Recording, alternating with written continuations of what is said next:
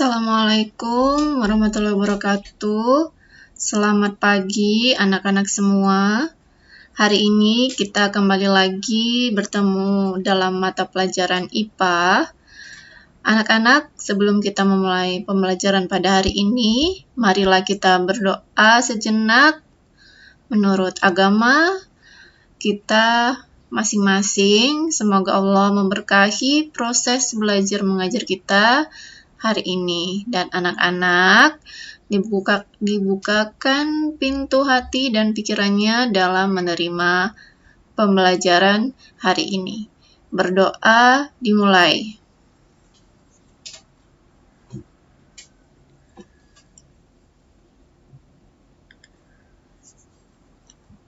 Berdoa selesai. Anak-anak, Ibu harap anak-anak dalam keadaan sehat dan bahagia. Anak-anak siap untuk menerima pembelajaran hari ini. Nah, materi hari ini adalah suhu dan termometer.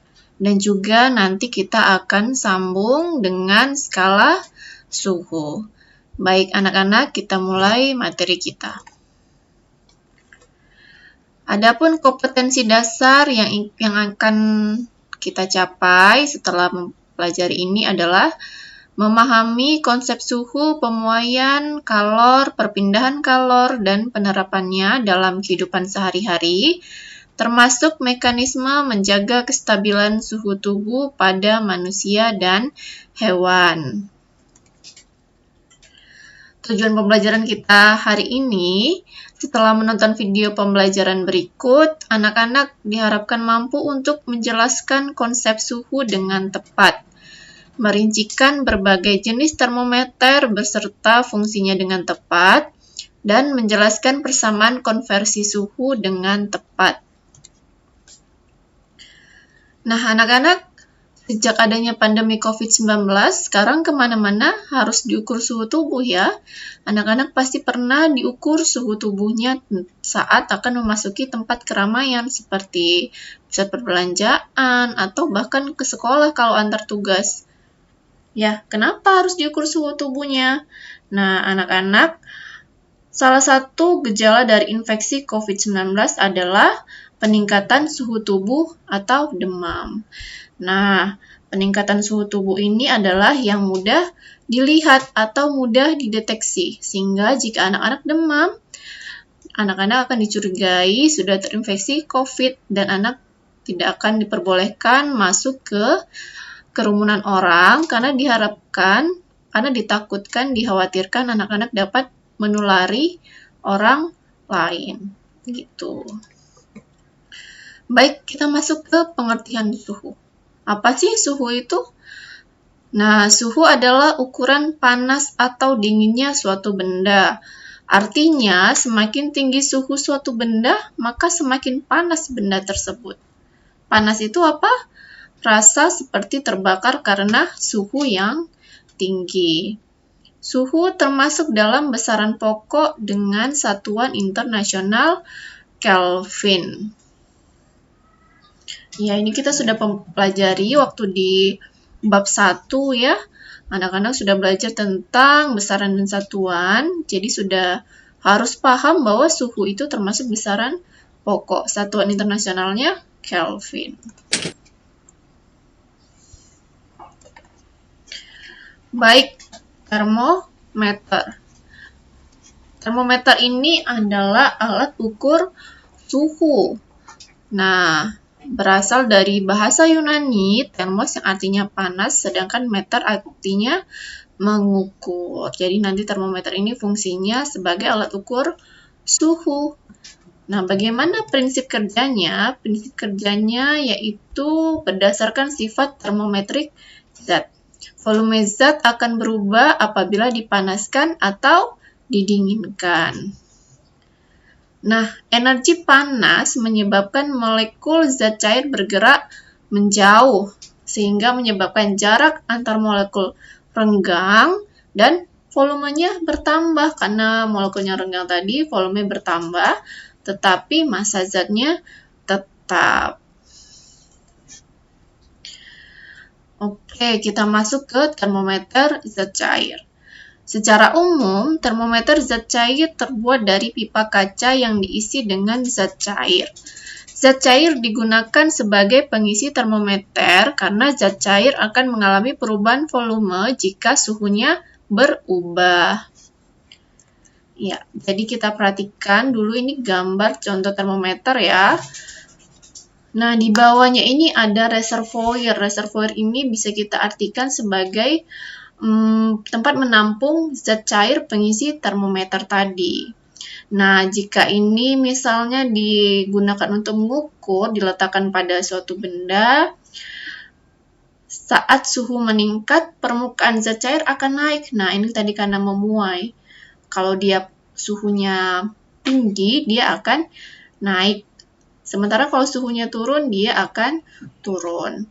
Nah, saat suhunya naik, dia akan berhenti. Nah, itulah yang kita baca melalui skala suhu. Termometer yang umum digunakan adalah termometer zat cair dengan pengisi pipa kapilernya adalah raksa atau alkohol. Nah, raksa dan alkohol ini masing-masing memiliki kelebihan dan kekurangan. Kita bahas satu-satu. Kelebihan air raksa terlebih dahulu. Yang pertama, pemuaiannya teratur. Merupakan konduktor panas yang baik. Nah, apa itu konduktor, Ibu? Konduktor itu adalah zat atau bahan yang punya kemampuan menghantar panas dengan baik. Kemudian tidak membasahi dinding kaca. Kalau jenisnya kecil, rentang pengukurannya luas, yaitu dari minus 39 derajat Celcius sampai 357 derajat Celcius. Kekurangannya termasuk bahan kimia berbahaya.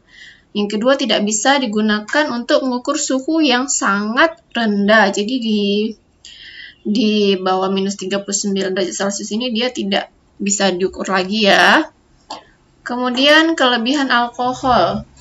Yang pertama, merupakan konduktor panas yang baik.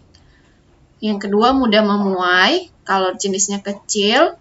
Dan rentang pengukurannya luas dari minus 114 derajat Celcius sampai 78 derajat Celcius. Ini dia lebih rentangnya, kalau untuk suhu yang rendah dia lebih besar yang alkohol. Kekurangannya, dia yang pertama tidak berwarna, sehingga sulit terlihat, harus diberi pewarna. Tidak bisa digunakan untuk mengukur suhu yang sangat tinggi. Yang ketiga, membasahi dinding kaca. Oke.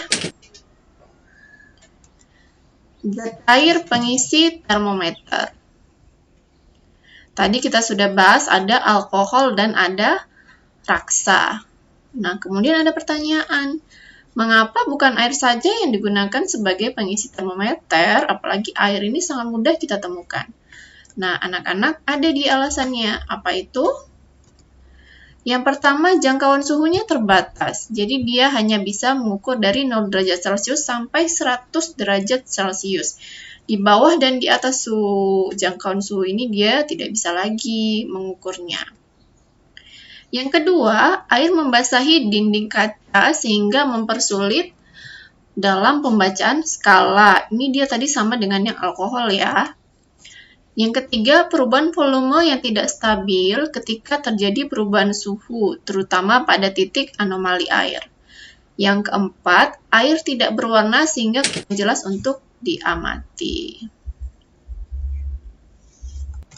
Nah, berbicara tentang sifat anomali air, apa sih anomali itu? Anomali itu artinya adalah keanehan. Ya, pada umumnya air akan memuai jika dipanaskan dan akan menyusut jika didinginkan. Tetapi ketika air dipanaskan dari suhu 0 derajat Celcius sampai 4 derajat Celcius, maka air akan menyusut. Dan ketika air didinginkan dari suhu 4 derajat Celcius sampai 0 derajat Celcius, maka air akan memuai. Ya, kalau kita perhatikan ini tadi ada grafik hubungan volume dengan suhu air. Jadi kalau anak perhatikan, dari suhu 0 sampai ke 4 dia volumenya turun, menandakan dia nyusut. Tapi kalau dari 4 ke 0, maka dia akan naik kembali. Air akan menguai.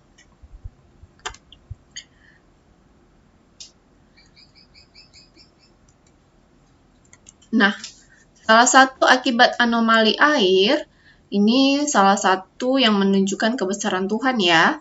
Pada musim dingin, sungai laut hanya membeku pada permukaannya, sedangkan bagian dalam tidak beku, sehingga ikan dan berbagai biota tetap bertahan di musim dingin.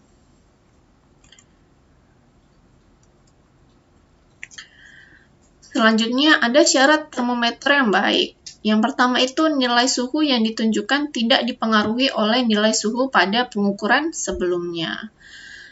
Yang kedua, nilai suhu dapat dibaca dengan cepat walaupun digunakan untuk mengukur suhu yang sangat berbeda. Nah, anak-anak, ada beberapa termometer yang digunakan dalam kehidupan sehari-hari. Yang pertama, termometer klinis atau badan. Ini yang biasa kita gunakan ya, yaitu untuk mengukur suhu badan.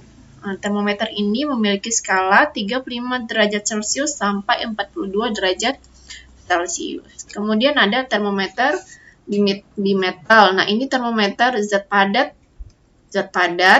Kalau tadi kita bahas zat cair, ini termometer terbuat dari zat padat. Zat yang akan berubah volumenya ketika mendeteksi adanya perubahan suhu dari benda yang diukur. Ada termometer Sixbelani. Ada termometer dinding atau termometer ruangan. Termometer dinding ini untuk mengukur suhu ruangan, memiliki skala antara minus 50 derajat Celcius sampai 50 derajat Celcius.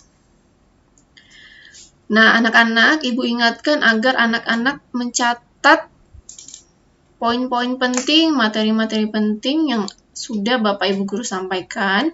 Jadi anak-anak sambil mendengarkan, sambil dicatat agar anak-anak lebih paham materinya. Kalau hanya sekedar mendengarkan, nanti anak lupa. Tapi kalau anak-anak sambil mencatat, itu akan menambah pemahaman dan juga lebih ingat materi yang sudah disampaikan. Anak-anak, selanjutnya kita akan masuk pada skala suhu. Nah, skala pada termometer. Termometer yang kita kenal saat ini mempunyai 4 jenis skala ukur, yaitu Celcius, Reaumur, Fahrenheit, dan Kelvin. Tadi di awal kita berbicara tentang si Celcius ya, skala Celcius. Nah, ini ada 4 ternyata selain Celcius, yaitu ada Reaumur, Fahrenheit, dan Kelvin. Nah, kita bahas sejarahnya satu persatu. Yang pertama ada namanya Anders Celsius, dia dari Swedia. Membuat skala Celsius pada 1742. Skala ini adalah skala yang paling populer atau yang paling sering digunakan di Indonesia. Sebelumnya disebut dengan centigrade. Yang kedua ada Daniel Fahrenheit, ini fisikawan dari Jerman. Dia membuat skala Fahrenheit pada awal abad ke-18. Selanjutnya ada Cyril Reaumur, seorang ilmuwan Prancis. Pertama kali mengusulkan skala Reaumur pada tahun 1731. Dan saat ini, skala Reaumur ini banyak digunakan pada industri permen dan keju. Kemudian ada Lord Kelvin, ini fisikawan dan matematikawan dari Britania ya. Sejak tahun 1954 menggantikan Celsius sebagai satuan internasional untuk temperatur termodinamik. Jadi sebelumnya satuan internasional untuk suhu itu adalah Celsius, tapi sejak tahun 1954 itu diganti dengan Kelvin. Suhu 0 Kelvin setara dengan minus 273 derajat Celcius yang merupakan suhu 0 mutlak. Apa itu suhu 0 mutlak? Suhu di mana molekul air diam dan berhenti bergerak. Nah, anak-anak, pada pembuatan termometer terlebih dahulu ditetapkan titik tetap atas dan titik tetap bawah.